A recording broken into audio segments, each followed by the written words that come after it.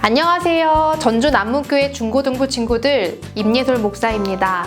한동안 잘 지내셨나요? 우리 친구들 물론 현장에서 만난 친구들도 많이 있지만 코로나로 인해서 이렇게 영상으로밖에 인사드리지 못하는 그런 친구들도 있어 조금 안타까움이 큽니다. 그러나 요즘 이제 백신 맞고 있는 그 수가 많이 늘고 있고 또 코로나가 조금씩 나아지고 있는 그런 모습들을 보면서 또 나름의 희망을 보게 되고 또 이제 앞으로는 좀 잠잠해져서 우리 친구들과 또 현장에서 또 깊이 있는 또 즐거운 나눔이 있는 그런 시간이 하루속히 오길 간절히 소망합니다. 오늘은 설교 제목이 새로운 삶을 열어주신 예수님입니다. 이 말씀을 가지고 우리 함께 말씀을 나누도록 하겠습니다. 오늘 우리 하나님께서 주신 말씀 요한복음 8장 6절에서 9절 말씀입니다. 다 같이 합독하겠습니다. 그들이 이렇게 말함은 고발할 조건을 얻고자 하여 예수를 시험함이러라.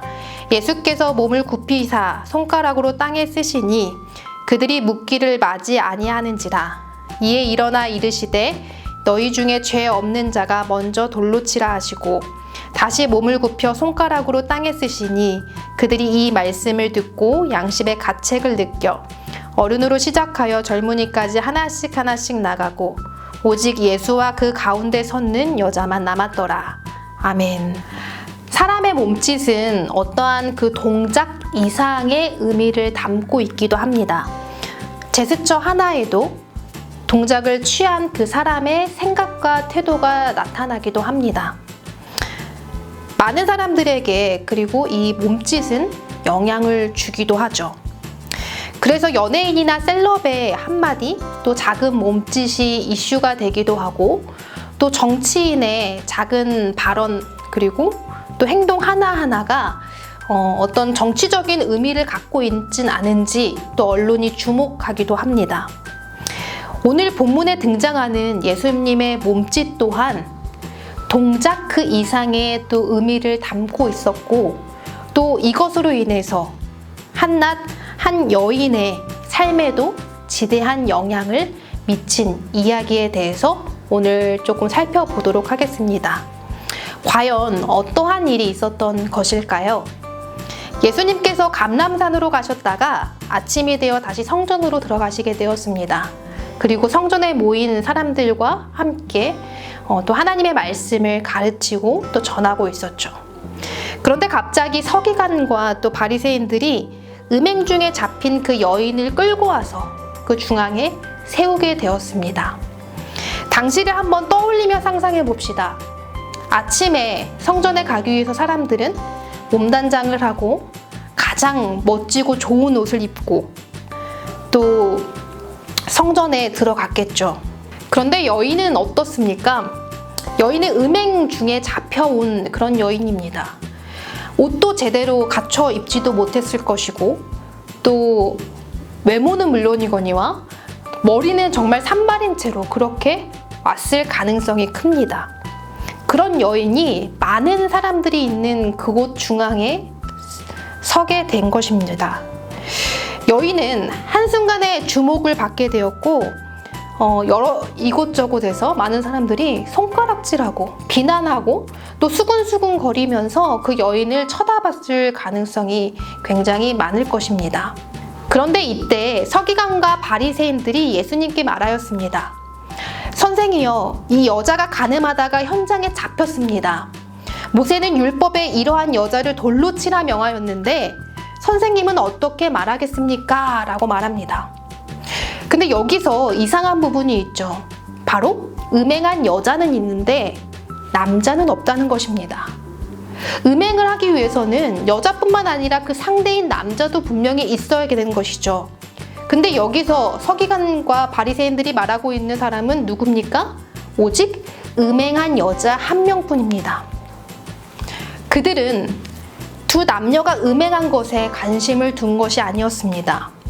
그저 그들은 예수를 고발할 수 있는 도구가 필요했었고 때문에 그 희생양을 가장 약자인 여자로 택했던 것이죠. 성경은 서기관과 바리새인들이 예수님을 고발할 조건을 얻고자 예수를 시험하려고 했다라고 말합니다. 그들은 예수님이 가늠한 여인의 처벌을 중지함으로써 모세의 율법을 어기게 되면 그 예수님을 고발하려고 했고, 반대로 여인을 죽이려 하면 또 로마법을 어기는 것으로 예수님을 고발하려 했던 것이죠. 그들은 예수님을 고발하기 위한 덫으로 바로 이 여인을 도구로 사용했습니다. 이제 그녀는 그 자리에서 주홍 글씨로 낙인 찍히게 되었고, 비난받고 결국 죽고 버림받을 운명에 처했습니다. 그녀의 삶은 더 이상 소망과 희망이 없었고 철저하게 막바지에 이른 삶의 문턱에 진입하고 만 것이죠. 그런데 서기관과 바리새인들의 말에 무색하게도 6절에 예수님께서는 그들이 예상치 못한 몸짓을 하셨습니다. 그것은 바로 몸을 굽히고 또 손가락으로 땅에 쓰는 그런 행동이셨습니다. 사람들은 이것에 대해서 많은 의견을 내놓습니다. 예수님께서 어떤 말을 쓰셨을까? 어떤 글을 쓰셨을까? 그리고 이것을 썼다, 저것을 썼다, 저마다 자신의 주장을 내놓기도 합니다. 그러나 그것에 대한 정확한 말이 무엇이었는지, 글이 무엇이었는지는 아무도 알 수 없습니다. 왜냐하면 성경에 쓰여 있지 않았기 때문입니다. 그러나 우리는 이 장면에서 분명하게 알 수 있는 것이 있죠. 그것은 바로 예수님의 몸짓이 있다는 것입니다. 예수님은 서기관과 바리새인들의 그 말을 들으시고 어떻게 하셨습니까? 몸을 굽히셨고 또 손가락으로 땅에 쓰시는 행동을 취하셨습니다. 다시금 당시를 한번 상상해 봅시다. 모두 다 예수님 곁에 앉아 가르침을 받고 있는 이때 한가운데 음행한 여인이 서 있습니다. 많은 사람들은 율법을 어긴 그 여인을 주목했을 것이고 그녀를 향해 손가락질하며 수군거릴 수도 있었을 것입니다. 또 누군가는 저 여인을 돌로 치라고 비난했을 수도 있습니다. 그런데 예수님은 그들과 달리 여인을 쳐다보지 않으시고는 몸을 굽혀 땅에 쓰셨습니다. 예수님의 몸짓에는 제대로 갖추어 입지도 못한 채 많은 사람들 앞에 서서 수치심을 느끼고 있을 그 여인을 주목하지 않음으로써 그녀의 수치를 덮어주려는 그 태도가 담겨 있었습니다. 또한 주님의 손가락은 여인을 향한 것이 아닌 땅을 향해 있었습니다. 즉 다른 이들이 여인을 향해 손가락질할 때 예수님께서는 그녀에게 손가락질하지 않으시고 그녀를 향해 더 이상 비난과 상처를 주지 않으려는 그런 태도를 보이신 것이죠. 이런 예수님의 태도에 못마땅한 서기관과 바리새인들은 다시금 예수님께 물었습니다. 그러자 예수님은 일어나셔서 너희 중에 죄 없는 자가 먼저 돌로 치라 말씀하시고는 다시금 몸을 굽혀 손가락으로 땅에 무언가를 쓰셨습니다. 그러자 사람들이 하나둘씩 그 자리를 떠나기 시작했고 마지막으로 예수님과 여자만 남은 것이죠. 예수님께서는 여자에게 나도 너를 정죄하지 않겠노니 다시는 죄를 범하지는 말라 라고 하시며 그녀를 구원해 주셨습니다. 그 여인은 어떻습니까? 죽을 수밖에 없었고 낙인 찍혀 살아있다 한들 인간으로서 제대로 살지 못하며 비난받으며 고통받으며 살아야 됐습니다. 그러나 예수님의 몸짓으로 인해서 많은 사람들이 그 몸짓의 의미를 알아차리게 되었고 그리고 하나둘씩 떠나고 그녀는 예수님의 몸짓을 통해 새로운 삶을 살아갈 수 있게 된 것이죠.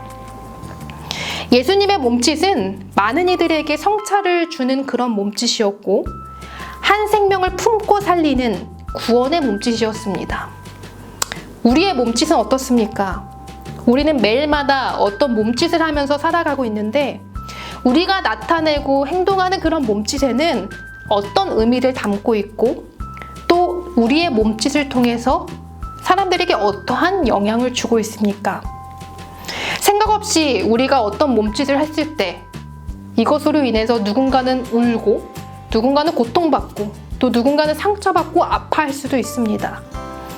따라서 우리의 몸짓 가운데 담겨져 있는 그 의미와 태도가 무엇인지를 우리가 자각하며 살고, 또 예수님처럼 우리의 몸짓이 생명을 살리는 몸짓에 방향을 맞춰 나가고 있는지를 다시금 바라봐야 됩니다.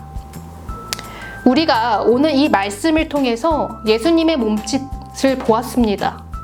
우리도 그 예수님처럼 생명을 살리는 몸짓이 되길 간절히 바랍니다.